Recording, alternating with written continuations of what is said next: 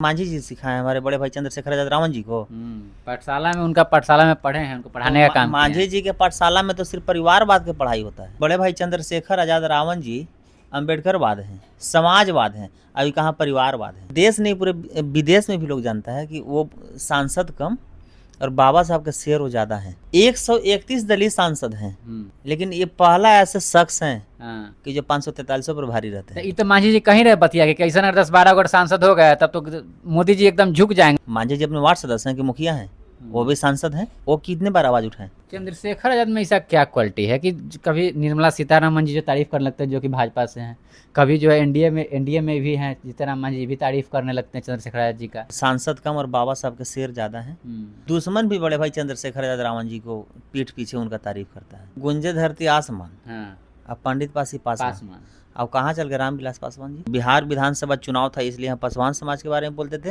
अभी उत्तर प्रदेश में विधानसभा के चुनाव है इसलिए वहाँ पंडित पासी पासवान की बात कर रहे हैं। हम प्रमुख जीताराम मांझी का इन दिनों एक बयान जो है बहुत तेज से वायरल है, जिसमें चंद्रशेखर आजाद जो कि नगीना से सांसद हैं और आजाद समाज पार्टी के जो राष्ट्रीय अध्यक्ष उन पर जो है कहते हुए नजर आ रहे हैं कि उनको जो है हम पढ़ाने का काम किए हैं, उनको आज पढ़ाए हैं तो वो जो है सदन में जो दहाड़ने का काम कर रहे हैं। साथ में उनका यह भी बड़ाई करते हुए नजर आ रहे हैं कि अगर हम आज पढ़ाए हैं और उदाहरने का काम कर रहे हैं, आज वैसा सदन में जो है 10-12 नेता भी अगर हो जाए तो मोदी जी जो है ऐसा है कि उनका बात सुनने का काम करेंगे। इस तरह से जो है उन पर बयानबाजी करने का जो है काम कर रहे हैं, यानी उनको जो अप्रिसिएट करने का काम कर रहे हैं। हमारे साथ गोल्डन दास जी हैं, बहुजन आर्मी के राष्ट्रीय अध्यक्ष, इनसे बातचीत करेंगे। कैसे देखते हैं मांझी जी के बयान को गोल्डन जी? सबसे पहले आपको बहुत बहुत धन्यवाद, साथ ही आपके न्यूज़ चैनल का जितने भी व्यूअर्स हैं सभी क्रांतिकारी जय भीम नमो बुद्धाय। देखिए मांझी जी कब क्या बोलते हैं उनको खुद पता नहीं रहता है। मांझी जी, हाँ बिल्कुल। अब उनको उम्र के लेकर बोलिए चाहे जो बोलिए, इसलिए कि हमारे बड़े भाई चंद्रशेखर आजाद रावण जी को देश नहीं पूरे विदेश में भी लोग जानता है कि वो सांसद कम और बाबा साहब का शेर वो ज्यादा है। 131 दलित सांसद हैं, लेकिन ये पहला ऐसे शख्स हैं कि जो 543 पर भारी रहते हैं। ये तो मांझी जी कहीं रहे बतिया कि कैसे अगर 10-12 गो सांसद हो गए तब तो मोदी जी एकदम झुक जाएंगे, उनको जो है मजबूरन मानना पड़ेगा। कोई भी जो है बात वैसा हो गया तो उनको मानना पड़ जाएगा 10-12 सांसद हो गए। अपने वार्ड सदस्य हैं कहा, मांझी जी अपने वार्ड सदस्य हैं कि मुखिया हैं, वो भी सांसद हैं, वो कितने बार आवाज उठाएं। और बात रहा कि मांझी जी सिखाए हमारे बड़े भाई चंद्रशेखर आजाद रावण जी को। पाठशाला में उनका पाठशाला में पढ़े हैं, उनको पढ़ाने का काम। मांझी जी के पाठशाला में तो सिर्फ परिवारवाद की पढ़ाई होता है। इनको थी जब टिकट मिलेगा तो पहले समधिन के दो, बहू के दो, बेटा के दो, खुद लो, उसके बाद दूसरा के दो। हमारे बड़े भाई चंद्रशेखर आजाद रावण जी अभी उत्तर प्रदेश में मुख्यमंत्री के चुनाव होने वाला है। क्या आपने वो भाई के टिकट देने का घोषणा किया? अपने पत्नी को चुनाव लड़वाने के बात किया? अपने माँ को टिकट देने के बात किया? हमारे बड़े भाई चंद्रशेखर आजाद रावण जी एक ही बात बोलते हैं कि हम किसी से पैसा नहीं लेंगे और पहले मैं खुद से इंटरव्यू लूंगा, उसको मैं टिकट देने का काम करूंगा। हाँ, एक बार उनका वीडियो भी वायरल हो रहा था, एक इंटरव्यू में 60-70 लोग जो है पहुंच। हाँ बिल्कुल, तो बोले कि मैं इंटरव्यू लूंगा और उसको मैं टिकट दूंगा। एक विधानसभा में जो है वहाँ हाँ 70 लोग पहुंच गए। हाँ बिल्कुल। तो अब ये बताइए कि बड़े भाई चंद्रशेखर आजाद रावण जी अम्बेडकरवाद हैं, समाजवाद हैं, अभी कहाँ परिवारवाद है। कहाँ राजा मोती, अब कहाँ गंगुआ तेली, एकदम बिल्कुल सूट हो रहा है। बड़े भाई चंद्रशेखर आजाद रावण जी के नखुनुओं भर मांझी जी नहीं है और न कभी होंगे। गार्जियन है, पैसे बोल रहे हैं। हम बोल तो रहे हैं। अच्छा गार्जियन है तो गार्जियन कितना के धाने काटते रहता है, बेटा IAS IPS बन जाता है, तो क्या बोलिएगा? गार्जियन को बोलिएगा IAS IPS के बेटा को बोलिएगा? अच्छा, उनका भी बेटा संतोष सुमन मांझी जी जो है तो उनको जो है कहा नहीं पाठशाला में पढ़ा दिए। देखिए हम बोले तो कि मांझी जी कब क्या बोलते हैं उनको खुद पता नहीं रहता है। और हमारे बड़े भाई चंद्रशेखर आजाद रावण से अगर तुलना किसी को करते हैं तो ये अपमान हम लोग बर्दाश्त नहीं करेंगे। एक चीज और कह रहे थे संतोष सुमन मांझी जी को कि देखो भाई चंद्रशेखर आजाद रावण जी CM ही नहीं, इनको PM भी बना दिया जाए तो कम है। और देखिएगा जिस दिन PM बड़े भाई चंद्रशेखर आजाद रावण जी बन गए उस दिन इस देश के बहुजन समाज के लोगों को न्याय मांगने का जरूरत नहीं, घर घर पहुंचने का काम किया जाएगा। जीतराम मांझी जी भी कहते हैं कि अपने बेटा को सलाह दे रहे हैं, संतोष सुमन मांझी जी को कह रहे हैं कि देखो बेटा, जैसे औरत सब चूड़ी पहनती है तो क्या होता है कि चूड़ी जो है अगर साइलेंट रखेगी तो उसको कोई नहीं उस पर ध्यान देता है, लेकिन चूड़ी जब खनकाती है तो उस पर लोग ध्यान देता है।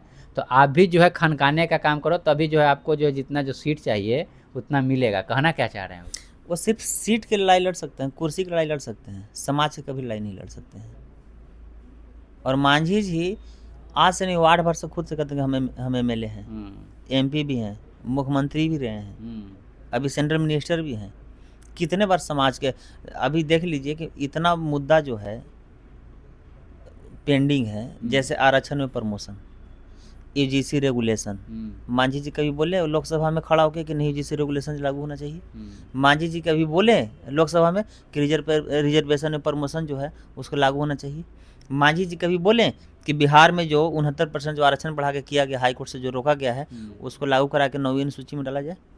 तो मांझी जी सिर्फ टिकट के लिए बेटा को पढ़ा सकते हैं, कुर्सी के पाठ पढ़ा सकते हैं, परिवारवाद को पाठ पढ़ा सकते हैं, लेकिन समाजवाद और अम्बेडकरवाद के पाठ कभी नहीं पढ़ा सकते। चंद्रशेखर आजाद में ऐसा क्या क्वालिटी है कि कभी निर्मला सीतारमन जी जो तारीफ करने लगते हैं, जो कि भाजपा से हैं, कभी जो है एनडीए में भी हैं सीतारमन जी भी तारीफ करने लगते हैं चंद्रशेखर आजाद जी का। देखिए चंद्रशेखर भी बोले ना कि वो सांसद कम और बाबा साहब के शेर ज़्यादा हैं, और दुश्मन भी बड़े भाई चंद्रशेखर आजाद रावण जी को पीठ पीछे उनका तारीफ करता है, मुंह पर जो बोल दे, लेकिन भाई वाकई में चट्टान तो एक पैदा हुए हैं। पार्लियामेंट में और भी लोग हैं जो खुलेआम तारीफ कर रहे हैं, हाँ मुंह पर तारीफ कर रहे हैं। बिल्कुल बिल्कुल।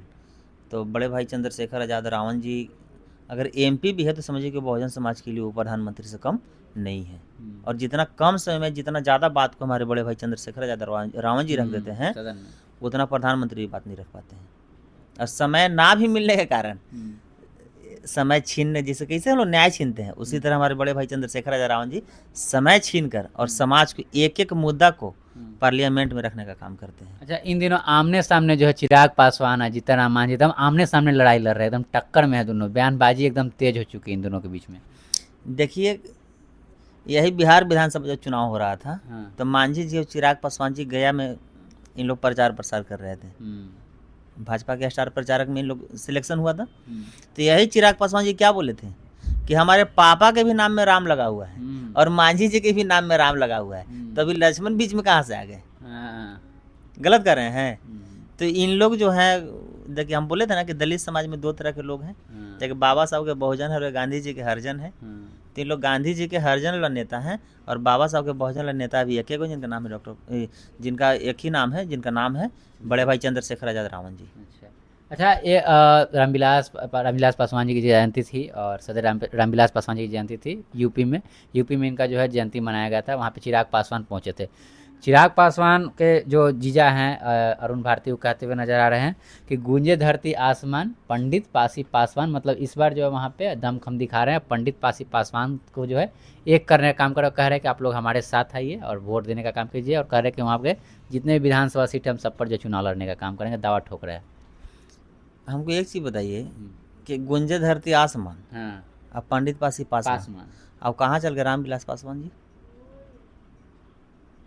सुन लीजिए मीडिया महोदय, रामविलास पासवान जी भी बहुत अच्छे नेता थे और किसी भी पार्टी में रहते थे, लेकिन दलित समाज के मान सम्मान के साथ समझौता वो कभी नहीं करते थे।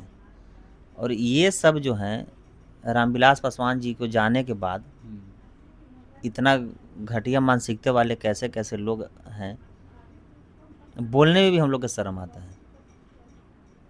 रामविलास जी के, माननीय रामविलास पासवान जी के जयंती पर उनका नाम नहीं लिया जा रहा है, नारा कुछ और लगाया जा रहा है। कितना बड़ा दुर्भाग्य की बात है। उसमें यह भी कहते हैं जो पार्टी है, जैसे कांग्रेस हो गया, चाहे तो सपा हो गया, ये सब जो पार्टियां हैं, ये लोग संविधान का जो है खत्म करने का डर दिखाती है और वोट बैंक लेने का काम करती है, दलित समाज का, बहुजन समाज का वोट बैंक लेने का काम करती है। देखिए बिहार में भी जब विधानसभा चुनाव हो रहा था तो चिराग पासवान जी क्या बोले थे कि पासवान समाज कुछ होगा तो मैं समझौता नहीं करूँगा। लेकिन आज कोई ऐसा दिन नहीं कि पासवान समाज को हत्या नहीं हो रहा है, कहीं चोरी के नाम पर, कहीं मजदूरी के नाम पर। आज तक एक चू भी किए। तो बिहार विधानसभा चुनाव था इसलिए हम पासवान समाज के बारे में बोलते थे। अभी उत्तर प्रदेश में विधानसभा का चुनाव है इसलिए वहाँ पंडित पासी पासवान की बात कर रहे हैं।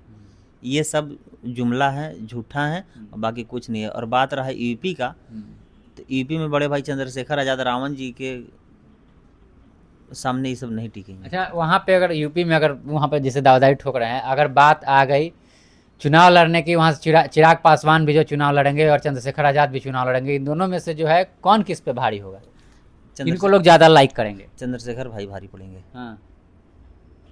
इसलिए कि चिराग पासवान जी के हमको लगता है कि यूपी में कोई जनता ही नहीं है, और चिराग पासवान जी को मंत्री रहने के बाद भी पूरा देश में भी लोग नहीं जानता होगा, लेकिन बड़े भाई चंद्रशेखर आज़ाद रावण जी जब कुछ नहीं थे उस समय उनको विदेश में भी लोग जानता था।